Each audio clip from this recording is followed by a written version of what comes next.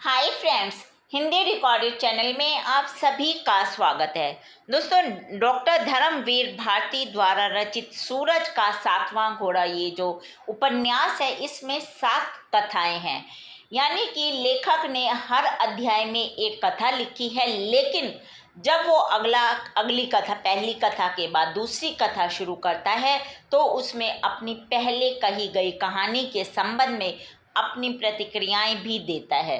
दोस्तों, गर्मी की दोपहर में मानिक मुल्ला के घर उनके दोस्त इकट्ठे होते हैं और मानिक मुल्ला अपने दोस्तों को हर दोपहर एक कहानी सुनाते हैं। मानिक मुल्ला जब बताते हैं, उनके शब्दों में जो ये कहानियां हैं, ये एक तरह से प्रेम कहानियां हैं और इनमें अधिकांश लोगों की रुचि रहती है और वो सुनने के लिए आते हैं। देखने सुनने में हमें भी ये कहानियाँ, प्रेम कहानियाँ और मन बहलाव का साधन लगेंगी, लेकिन वास्तव में जो ये कहानियाँ हैं, ये हमारे समाज के निम्न मध्य वर्ग की तस्वीर है। हमें यहाँ अपने उस वर्ग की जो जीवन है उनको देखने का, पास से देखने का एक तरह से मौका मिलता है। उनकी जीवन स्थितियाँ, आकांक्षाएं और साधन और उनकी जो विवशताएं हैं, वो सब इन कहानियों के माध्यम से व्यक्त करते हैं। 7 दोपहर अथवा 7 अध्यायों में विन्यस्त इन कलामों से पूर्व उपोद्घात है, जिसमें कथा के सूत्रधार मानिक मुल्ला का परिचय, यानी कि पहले अध्याय में हम देखते हैं कि मानिक मुल्ला का एक तरह से परिचय दिया गया है और कहानी की टेक्निक और राजनीति, समाज, मनोविज्ञान आदि के विषय में उनकी जो समझ है उसके संकेत भी हमें यहाँ देखने को मिलते हैं। तो दोस्तों, आज के अध्याय में हम जानेंगे डॉक्टर धर्मवीर भारती की सूरज का सातवां घोड़ा जो उपन्यास है उसका सारांश। ये मैंने 2 भागों में लिखा है, 2 भागों में बांटा है, क्योंकि थोड़ा लंबा लग रहा था तो मुझे लगा कि आप लोगों को सुनने में इतनी दिक्कत नहीं होगी। पहले भाग में आप 3 दोपहर की कहानी को सुनेंगे, उसके बाद बाकी के जो दोपहर की कहानियां हैं उसे हम अगले अध्याय में जानेंगे।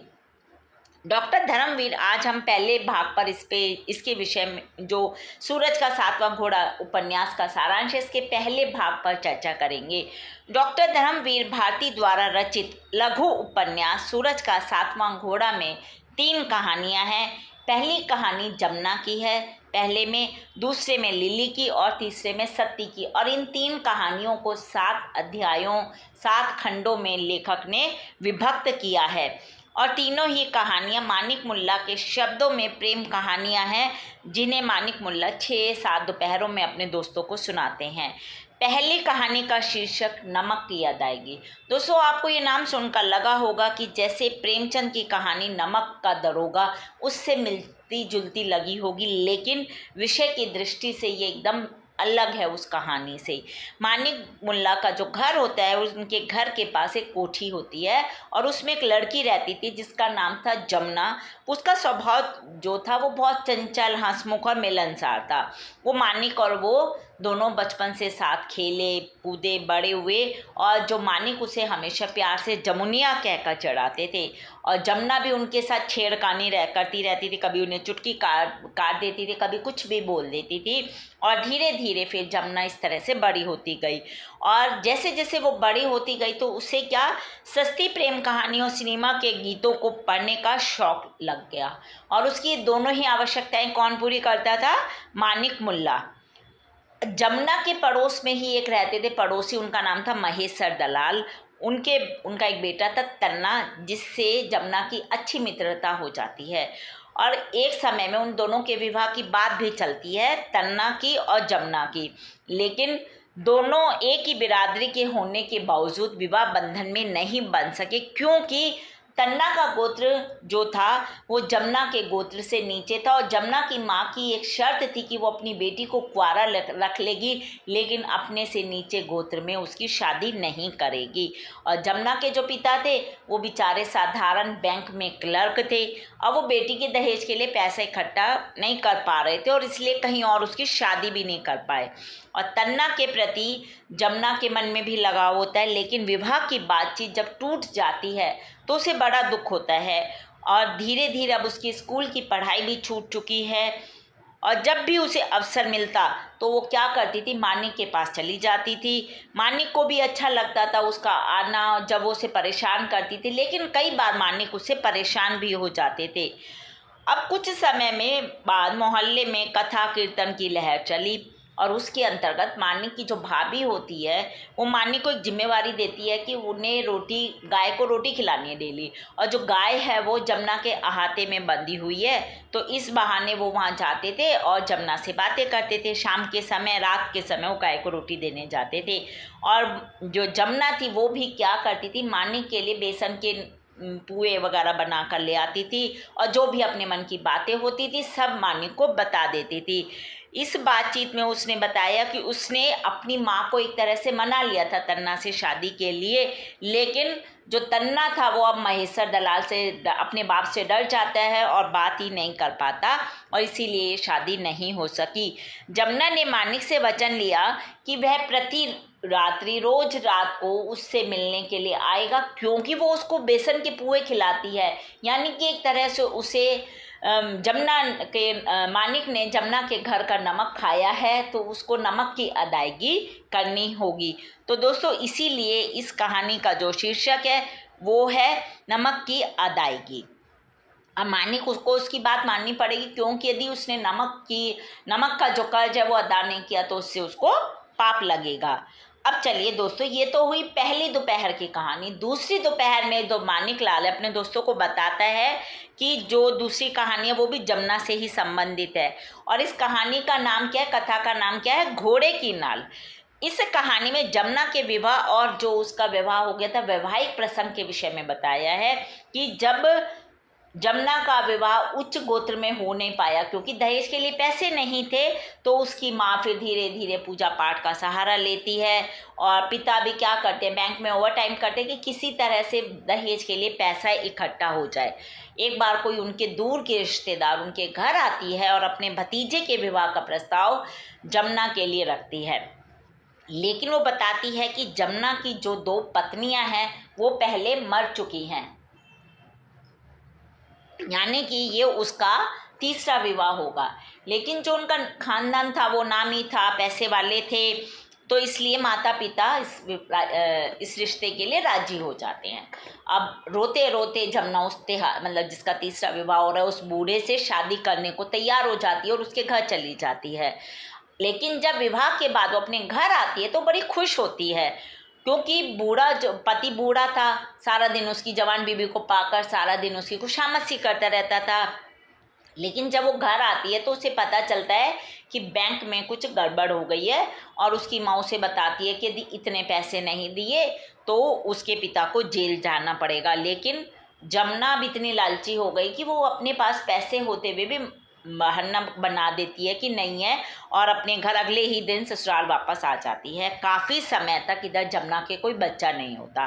वो व्रत भी करती है, पूजा पाठ करती है और कभी कहीं जाती है कभी कहीं जाती है, लेकिन उसके जो पति थे वो बूढ़े भी थे और बीमार भी रहते थे तो वो उसके साथ नहीं जा पाते थे। तो वो एक तांगे वाले को बुला लेते हैं। वो तांगे वाला रोज़ उसके साथ, वो कभी गंगा में डुबकी लगा रही है, कभी कहीं पूजा पाठ करने के लिए जा रही है, तो एक तांगे वाले को बुला लेते हैं। और फिर एक बार तांगे वाला उन्हें एक उपाय सुझाता है कि कोई ऐसा घोड़ा जिसके माथे पर सफ़ेद तिलक हो और बाएं पैर की नाल जिसकी घिसी हुई हो, उसकी अंगूठी यदि कोई चंद्र ग्रहण के समय पहन ले तो मनोकामना पूरी होगी। अब उनका तो क्या, घोड़ा भी अपना था, नाल बना ली, चंद्र ग्रहण के 2-3 बाद ही था। सो तांगे वाला रामधन सुबह पूजा के बहाने जमुना को तांगे में ले गया और उसको घुमाता रहा और उसकी नाल जब घिस गई तो उसकी अंगूठी बनाकर जमुना पहन लेती है और संजोग से वो कुछ समय बाद एक पुत्र को जन्म देती है। पुत्र का जन्म होता है इधर और उधर उसका जो जमुना का पति यानी कि बच्चे का बाप मर जाता है। कुछ दिन जमुना रोती धोती अपने घर को नहीं संभालती, लेकिन कुछ दिन बाद उस अपना होश में आकर अपना घर संभालती है और फिर कोठी में ही अपनी जो कोठी उसकी होती है उसी में कोठी एक रामधन को भी दे देती है, जो घोड़े वाला था, तांगे वाला, उसका नाम रामधन है। और एक बार मानिक जब रामधन को देखता है तो उसके ठाट बाट देखकर वो हैरान हो जाता है। अब चलिए दोस्तों, हम पहुँचे तीसरी दोपहर में, तीसरी कथा में। तीसरी जो कथा है वो तन्ना की कहानी है, वही तन्ना जिसका जिक्र जमुना के प्रसंग में हो चुका है। दोस्तों ये तन्ना महेश्वर दलाल का बेटा, जो कि जमुना की जिससे शादी होने वाली थी, वही है। इस कहानी का लेखक ने कोई शीर्षक नहीं दिया, लेकिन कहानी आरंभ करने से पूर्व गर्मी की दोपहर की उमस का वो वर्णन करते हैं कि इतनी गर्मी है, इतनी उमस हो रही है, जो तन्ना के जीवन में एक तरह से व्याप्त उमस की भूमिका है। क्या है तन्ना की कहानी, बताती हूँ। जो तन्ना की माँ है वो उसके बचपन में चल बसी थी। उसकी 3 बहनें थी और एक वो खुद अकेला उनका भाई था। उसमें उसकी जो 3 बहनें थी, उसमें जो उसकी बीच वाली बहन थी उसके पैर बचपन से खराब थे, और जो पिता थे महेश्वर दलाल वो रंगीन मिजाज के गुस्सैल व्यक्ति थे। पत्नी की जब मृत्यु हो गई तो वो किसी अच्छी लड़की से शादी करना चाहते थे, लेकिन नहीं कर पाए। बच्चों के पालन पोषण के बहाने एक औरत को घर ले आते हैं, और वो आते ही सारे घर को अपने नियंत्रण में ले लेती है। बच्चे सारे घर का काम करते हैं, उसको बुआ कहते हैं, और वो अपना 24 घंटे सिर्फ मेकअप करती रहती है। उसको कोई चिंता नहीं थी कि बच्चों ने खाना खाया है, बच्चे क्या कर रहे हैं। वो सिर्फ उन्हें गालियां देती थी, काम कराती थी, और बदले में साथ ही उनकी शिकायतें उनके बाप से महेश्वर दलाल से करती थी। महेश्वर दलाल गुस्से में उनको मारते पीटते थे। और जमुना के परिवार को इस तरह से, जब वो सारी बातें जानते थे क्योंकि पड़ोसी थे, तो उसे तन्ना से उनको सहानुभूति थी। और पूजा पाठ के क्रम में वे प्रायः उन्हें भोजन भी करा देते थे, तन्ना को खाना वाना खिला देते थे। लेकिन बुआ का आदेश था, यानी कि उस औरत का आदेश था कि जब भी वो जमुना के घर जाए तो जो भी पूरियाँ वो घर ले आए। बेचारा ऐसे ही करता था, और इसी तरह तन्ना और जमुना के बीच पहले सहानुभूति हुई, फिर अनुराग बढ़ा। लेकिन पहले अब बताया आपको कि उनकी शादी नहीं हो पाई थी। तन्ना ने घर जमाई बनने का प्रस्ताव अस्वीकार कर दिया था, और उसके घर का ऐसा माहौल नहीं था कि उसकी माँ, एक तो गोत्र भी नीचा था और घर का माहौल खराब था, इसलिए जमुना की माँ उस घर में अपनी बेटी नहीं देना चाहती थी, इसीलिए उसका विवाह बूढ़े से कर देती है। पिता ने तन्ना को रेलवे में नौकरी दिला दी। घर की जिम्मेदारी और खर्चों को हाँ, तन्ना का भी दोस्तों विवाह हो जाता है किसी धनी की बेटी से। उसकी कहानी, जो तन्ना की जो बीवी है, उसके बारे में हम अगले अध्याय में जानेंगे। अब इधर उसकी शादी हो गई धनी की बेटी से, लेकिन जो नौकरी नहीं कर रहे थे तन्ना, लेकिन उसका बाप जो है उसकी कहीं रेलवे में नौकरी लगवा देता है। और रेलवे में नौकरी के दौरान भी तन्ना अपने घर की ज़रूरतों को पूरा करने में सक्षम नहीं थे, इसीलिए पत्नी भी घर छोड़कर चली जाती है। वो गरीब अच्छे घर की बेटी थी, और इनके घर का माहौल और इनके घर का हिसाब किताब खराब हो चुका था। और ये जब परिस्थितियां तन्ना पर आती हैं तो वो बीमार हो जाता है। और एक बार क्या होता है, एक बार वो रेलवे में ड्यूटी कर रहा था, और ड्यूटी के दौरान बीमारी की वजह से चक्कर खा के गिर जाता है, जिससे वो रेलगाड़ी के आगे गिरता है तो उसके दोनों पैर कट जाते हैं। तो दोस्तों ये हमने 3 दोपहर की कहानियों के विषय में जाना। अगले अध्याय में हम बाकी की 4 दोपहर की कहानियों के सारांश को जानेंगे। तो उसके लिए, सुनने के लिए आपको मेरे इस चैनल को लाइक और सब्सक्राइब करना होगा। साथ ही दोस्तों, हिंदी भाषा से संबंधित कोई भी प्रश्न आप कमेंट बॉक्स में मुझसे पूछ सकते हैं, मैं शीघ्र ही उसका उत्तर देने की कोशिश करूंगी। धन्यवाद दोस्तों, आपका दिन शुभ हो।